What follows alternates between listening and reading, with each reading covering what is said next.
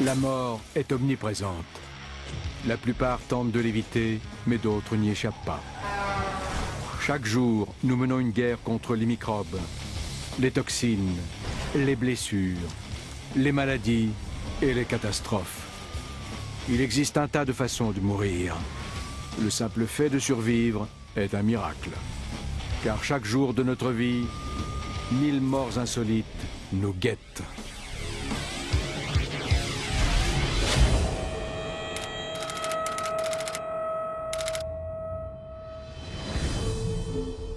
Vous connaissez l'histoire de la fille du fermier?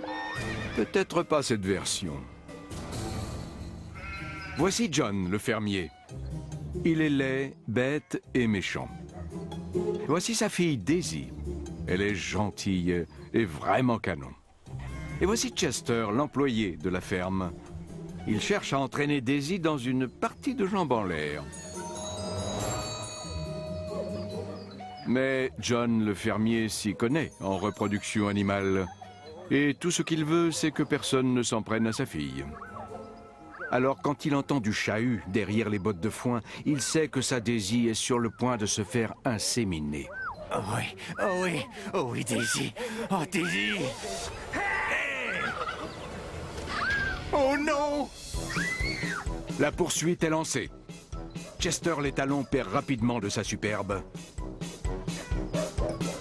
Daisy est triste, car elle a perdu sa monture.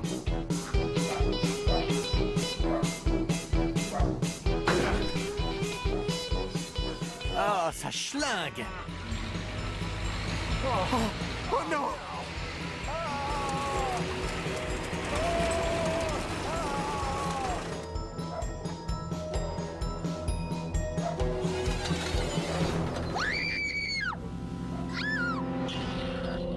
Il se peut qu'il soit mort suite au traumatisme provoqué par l'écrasement sous le poids du fumier. Le méthane produit par le fumier se trouvant dans le camion peut aussi avoir remplacé autour de lui l'oxygène nécessaire pour respirer. Chester a payé le prix fort pour avoir tenté de fertiliser Daisy. Pourquoi c'est toujours à moi que ça arrive? Pauvre Daisy. Tout ce qu'elle voulait, c'était finir sur la paille.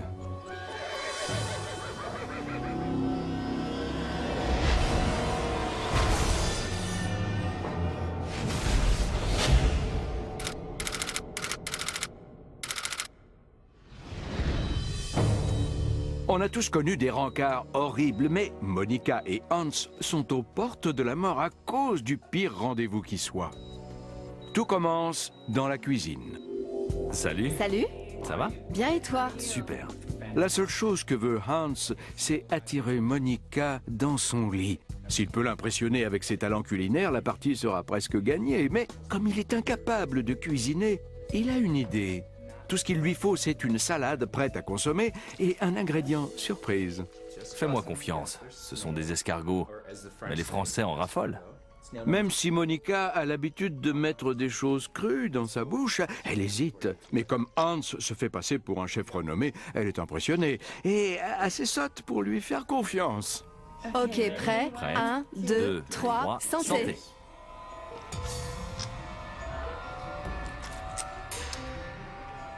C'est pas mauvais. Quand Hans et Monica ingurgitent des escargots vivants, des parasites appelés nématodes pénètrent dans leur système sanguin et s'installent dans leur cerveau. Là, ces vers commencent à se nourrir de leur matière cérébrale. Dans le cerveau, on a beaucoup de défenses pour se protéger contre les bactéries, les virus et toutes sortes de vers qui pourraient tenter de s'y infiltrer. Mais notre corps n'est pas habitué à ce type de vers, et celui-ci peut donc facilement accéder à notre cerveau. Une semaine après leur sushi d'escargot, Hans et Monica subissent de violentes migraines et de sévères nausées. Ils sont admis à l'hôpital et se retrouvent à présent entre la vie et la mort. Ah, au fait, je suis homosexuel. La seule raison qui m'a donné envie de sortir avec toi, c'est parce que t'as la poitrine d'un garçon de 12 ans. Je te déteste. Je te... Il est trop tard pour que Monica comprenne qu'elle va mourir parce qu'elle a fait confiance à un gay qui voulait devenir bi. Et pourtant, elle n'a fait que manger sa salade.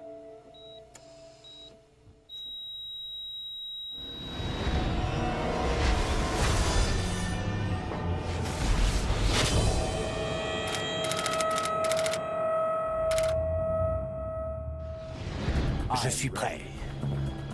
Seriez-vous prêt à monter sur scène pour attraper avec les dents une balle tirée par votre ex-petite amie revancharde? Voici le grand Dolphino. Dolph Scott est un dilettante sans talent. Il endort son public Merci. dans de petites villes paumées à travers tout le pays. Et voilà. Il a une aventure avec son assistante Mandelete. Donne-moi la balle. Mais elle se lasse bien vite de ce magicien de pacotille. Après ce spectacle, Mandelete compte bien retourner définitivement à Las Vegas. Merci. C'est pourquoi quand Dolph s'apprête à réaliser son fameux tour de la balle saisie au vol, personne ne se doute du drame qui va se jouer. Merci. Et maintenant, mesdames et messieurs, pour mon tour final, je vous présente La balle saisie au vol. La balle saisie au vol est une cascade dangereuse. Les choses peuvent mal tourner. À l'abri des regards du public, Dolphino place une vraie balle dans sa bouche. Mandelete prend un pistolet chargé à blanc et l'exhibe fièrement. Nuku Nuku. Dolphino marmonne son charabia et agite sa baguette magique. Mandelete tire et Dolphino sort la fausse balle de sa bouche. Mandelete. Je suis prêt.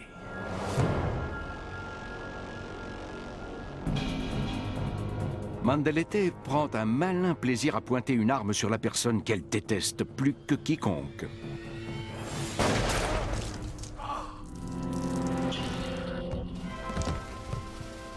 Dolphino s'effondre au sol aussi mort que son spectacle. Mais si son vœu est exaucé, Mandelete n'est pas coupable de meurtre. Quand Dolphino fait son incantation, l'embout de sa baguette tombe discrètement dans le canon de l'arme. Quand son assistante presse sur la détente, l'éjection des gaz produits par la balle à blanc est suffisante pour projeter l'embout de la baguette dans sa gorge, sectionnant sa jugulaire.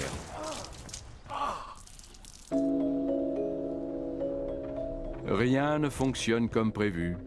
Mais son dernier tour a créé une réelle magie. Tout le public est debout pour applaudir Feu le grand Dolphino.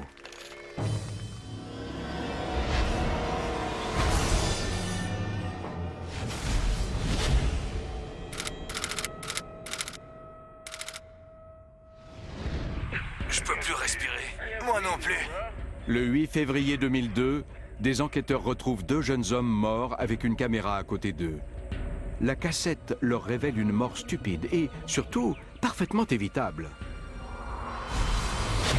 Ouais, on a des feuilles, on a du feu, on a des pipes, mais on n'a pas d'herbe.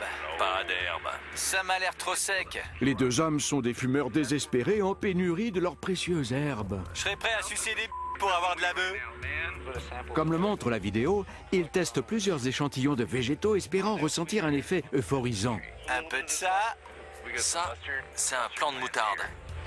Je sais pas si je suis défoncé ou juste complètement abruti.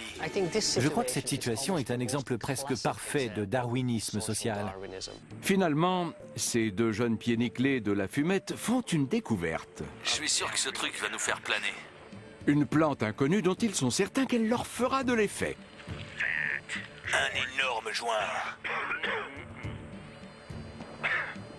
C'est le goût de la victoire, mec. C'est le genre de comportement qu'on a eu pendant des siècles et des siècles. Mais à présent, ce n'est plus approprié. Nous ne croyons plus en la nature, nous vivons en ville. Je crois qu'il y a un problème.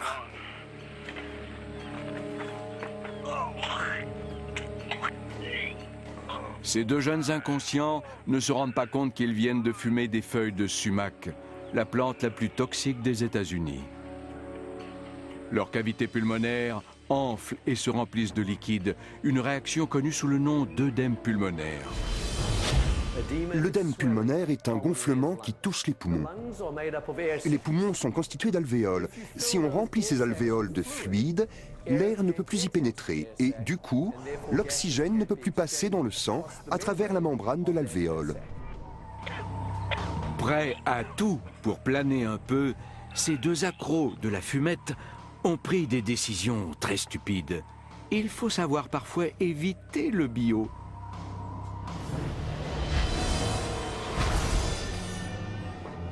Dans un instant, On joue. un jour, le Sud retrouvera sa grandeur. Feu. Mais pas dans cette émission. Et c'est une saucisse dans votre pantalon ou vous êtes juste très content de regarder ce programme?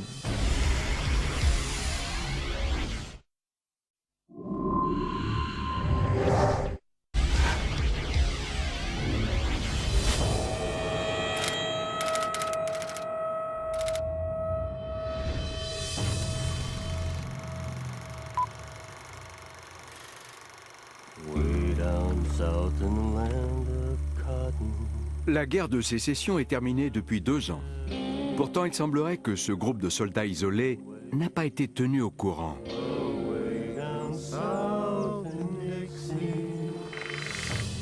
Mais le soldat Willie Holmes en a assez de vivre dans l'illusion d'un hypothétique retour victorieux au bercail. Pris en flagrant délit de fuite, Willie est accusé de désertion et condamné au peloton d'exécution.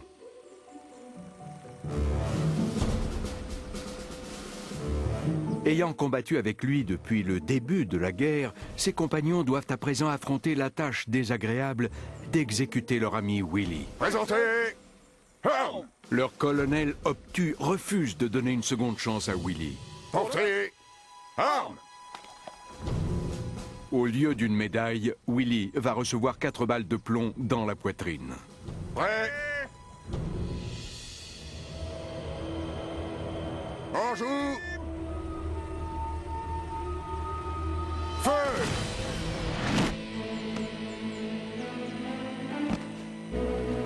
Mais quelque chose d'étrange se produit lors de l'exécution.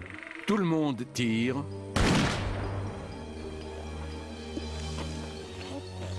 Et tout le monde va le rater. Il n'a pas une égratignure. Et encore plus étrange, Il est mort. Il y a quelque chose qui ne tourne pas rond ici. Ce soldat de la guerre de sécession pensait qu'on allait l'abattre. Je pense simplement que l'attente du son des coups de feu était littéralement insoutenable. Les tirs retentissent et il meurt. le système nerveux de Willie inonde son métabolisme d'adrénaline au moment où il imagine que les balles vont le cribler. Son cœur est instantanément foudroyé. Ce n'est pas normal. Il subit un arrêt cardiaque et meurt sans une égratignure. Enterrez-le derrière le camp et gardez ses chaussures.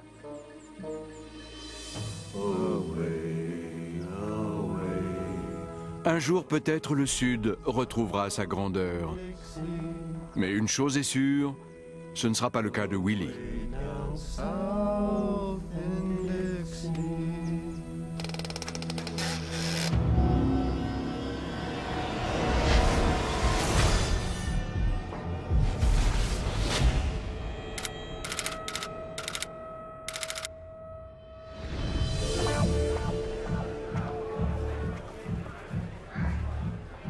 Disco Donny Del Noce est obsédé par la taille. Toute sa vie, les hommes ont ri de lui dans les vestiaires et les femmes dans les chambres à coucher. Ce soir, il prend sa revanche. Son arme ? Une saucisse de 30 cm. Je crois que pour en arriver là, il faut être un homme particulièrement mal dans sa peau et avoir très peu confiance en soi. Il met en place son missile charcutier. Il l'attache avec un tube chirurgical et le voici parti, prêt à épater la galerie avec son membre.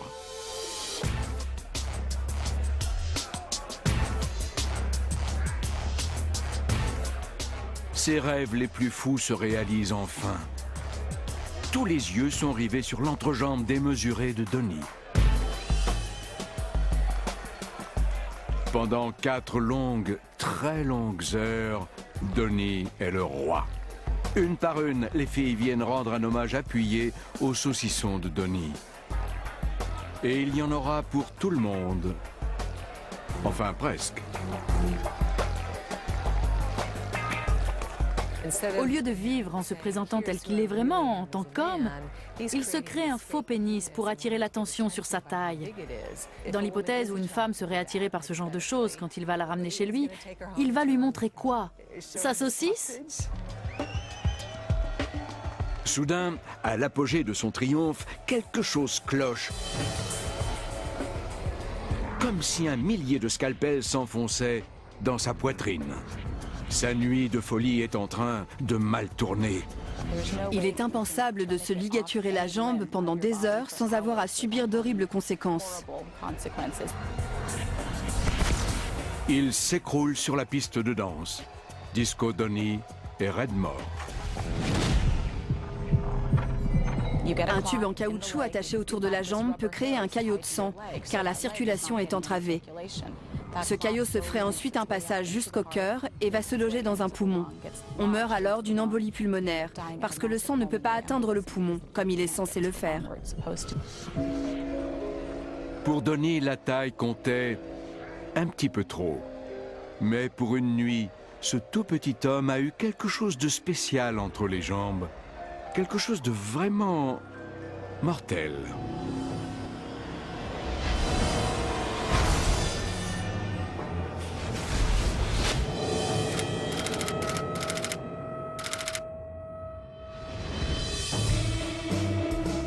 Dans ce bar bondé, pas besoin d'être un génie pour voir que l'alcool agit différemment selon les gens.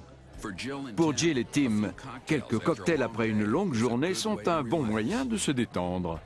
Mais pour Jack, une bière mène toujours à une beuverie et à des ennuis. Hey, salut poupée. Ça va? Comment tu t'appelles? On est en train de discuter, si ça vous dérange pas. Si, ça me dérange mon pote. T'as un problème? À l'exception de Jack lui-même, tout le monde peut voir que l'alcool le transforme en crétin colérique. Hey, tu veux voir ma voiture? Allez faire un tour. Eh mec, t'as un problème? T'as un problème? Un colérique obsédé par le sexe est extrêmement agressif. Je crois que t'as pas pigé. T'as un problème. T'as vraiment un problème. C'est moi ton problème. Oh, un mec balèze en plus. Ok, c'est parti, je t'attends. S'il s'était arrêté à sa 4e, voire à sa 6e bière, il réfléchirait à 2 fois avant de provoquer un homme faisant 2 fois sa taille. Hélas pour Jack, il ne l'a pas fait. Allez, viens, c'est parti mon pote, on y va mec, je suis prêt. Je t'attends mec.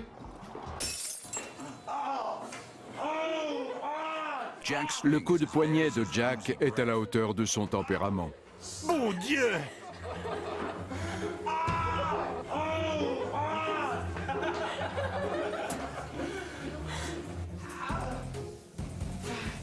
Dans les films, une bouteille brisée peut constituer une arme parfaite.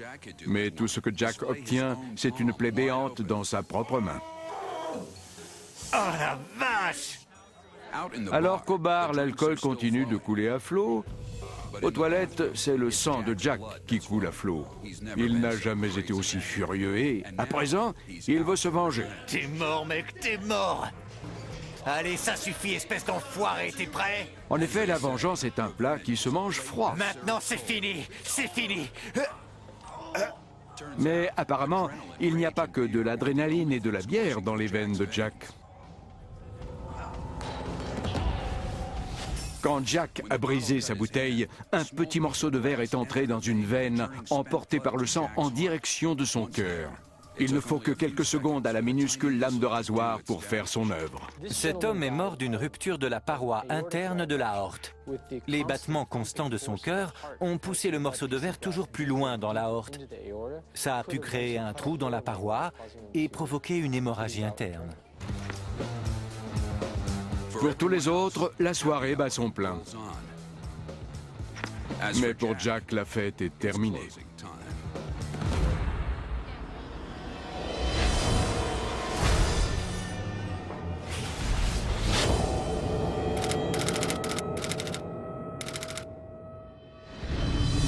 À des vitesses dépassant les 240 km/h, sans frein et sans parachute, les courses de drag boat sont l'un des sports les plus dangereux du monde.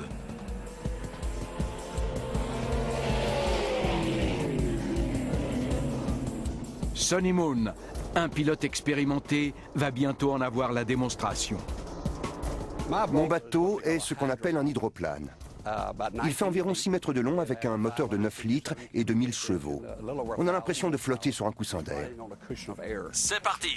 Dans son bateau rouge, Sonny prend le départ de cette course nationale à Firebird Lake en Arizona.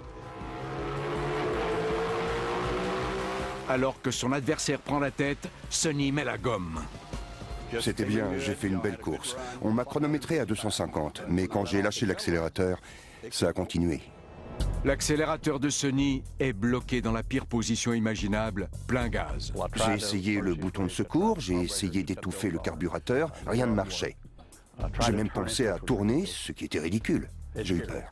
Se dirigeant vers une mort certaine en cas d'impact sur la rive, Sonny fait le choix risqué d'abandonner le bateau. J'ai essayé de me lever pour sauter, mais je n'ai pas pu.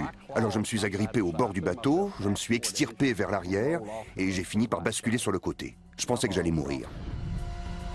Percutant l'eau à 240 km/h, Sonny perd instantanément connaissance. Son bateau s'envole à plus de 15 mètres de haut et heurte une ligne électrique de 75 000 volts. Si je n'avais pas pu quitter le bateau, j'aurais percuté la ligne électrique. Je serais mort électrocuté.